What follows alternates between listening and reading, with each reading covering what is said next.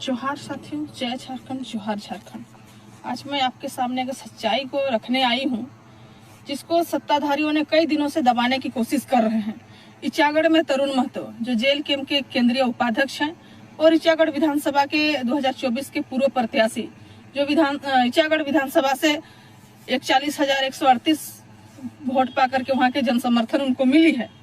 और एक रहस्य है इचागढ़ विधानसभा में जिस तरह से चल रहा है, वहाँ पे उनको अवैध बालू की खनन का नाम से उनको रोका गया और उनके साथ में दुर्व्यवहार किया गया। तो इचागढ़ में जो बालू की अवैध वसूली, अवैध जो खनन हो रहा है, ये कोई रहस्य नहीं है। वहाँ पे सत्ता में बैठे लोगों के छत्र छाया में ये अवैध जो है कि वर्षों से चल रही है। और इससे जितना दिन तो गरीब गुरबा आम जनता शांत थे तो पुलिस भी मौन थी, लेकिन जिस दिन तरुण महतो जी ने इसको लेकर के एक आवाज बन करके बालू माफिया को रोकने के लिए जब गए, तब उसको सत्ताधारी माफिया, ये सिर्फ प्रशासन नहीं, सत्ताधारी और माफिया के मिली भगत से उनको टारगेट किया गया और उनको निशाना बनाया गया। और तरुण महतो कोई साधारण व्यक्ति नहीं है जो इनको इस तरह से किया जा रहा है।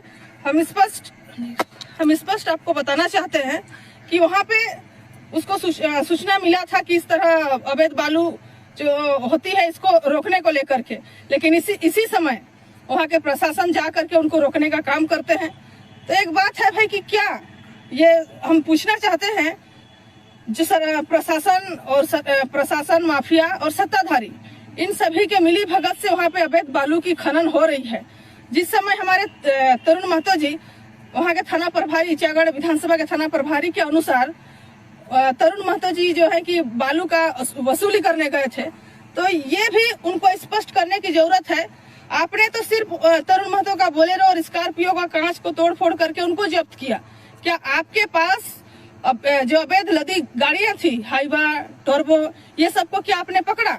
आप इस चीज को बताने की कोशिश कीजिए, कितना लोगों को आप गुमराह करके रखिएगा। अगर वास्तव में जिस तरह से आप बयान दे रहे हैं, तो वो टर्बो कहाँ गया और कितना CFT का कितना चालान, किसके नाम से चालान बनी थी, कब बनी थी, इस सब को भी आप दिखाइए। वो गाड़ी कहाँ गए जिसमें बालू लदे हुए थे?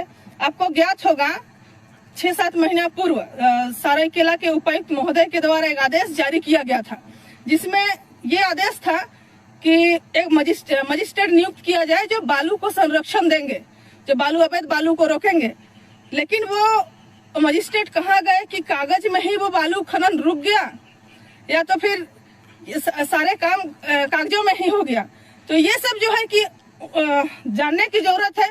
और जब क्या बोलते हैं, रोकने के लिए हमारे जेल कैंप के केंद्रीय उपाध्यक्ष और वहाँ के प्रत्याशी जब जाते हैं, तो उनके साथ में जिस तरह से मारपीट किया जाता है, तो एक बात आप सभी को ज्ञात होनी चाहिए कि जेल कैंप का उदय ही जो है अत्याचार और दमन, सरकार के दमनकारी नीतियों के खिलाफ हुई है। इसलिए आप लोग कितना भी रोकना चाहेंगे, ये जेल कैंप रोकने वाले नहीं है। जिस तरह से आप लोगों ने डरा करके, धमका करके, अभी प्रशासन का काम क्या है? कोई अगर जनता की आवाज बनती है तो उस आवाज को दबाने के लिए जनता के नेता को मारपीट किया जाता है। अगर कोई जनता की आवाज बन करके अगर गलत काम कर रहे हैं, उसको अगर कोई आवाज उठा रहे हैं, तो उसको इतना ज्यादा प्रताड़ित और मारपीट, जैसे अंग्रेज के समय में जिस तरह उनके जो कानून थे कि उसको बहुत बुरी तरह से मारपीट किया जाए, उससे भी ज्यादा बर्बरता पूर्वक आजकल जो है कि जनता की आवाज जो बन रहे हैं, उनके साथ में इस तरह से दुर्व्यवहार किया जाता है। लेकिन एक बात शायद प्रशासन और सत्ताधारी को मालूम नहीं है कि जेल कैंप का उदय ही जो है कि यहाँ पे जो हो रहे हैं झारखंड में अत्याचार, उनके खिलाफ आवाज उठाते ही हुआ है। इसलिए आप लोग चाह करके भी जेल कैंप को दबाया नहीं जा सकता, क्योंकि हमारे जयराम महतो जी भी एक बार कहे थे कि जेल कैंप के सभी सिपाही ऐसे बीज और ऐसे अनाज हैं जो अंकुरित चना की तरह जमीन के नीचे कितनों भी दबाया जाए तो वो बार बार अंकुरित होकर निकलते रहेंगे। आपने इचागढ़ के जो थाना प्रभारी हैं, हम उनसे कहना चाहते हैं कि आप और आपके जितने भी प्रशासन के लोग या तो फिर सत्ताधारी तरुण महतो को जेल में डाले, लेकिन क्या वहाँ जनता की आवाज को आप दबा नहीं सकेंगे? अब भले ही तरुण महतो को जेल में डाले हैं, लेकिन उनकी धर्मपत्नी भानुमति महतो, उनको आप कैसे रोक पाइएगा? वो जनता की आवाज बन के रहेगी। और इचागढ़ में अगर अवैध काम होती है तो उसके खिलाफ में वो आवाज उठाने का काम करेगी।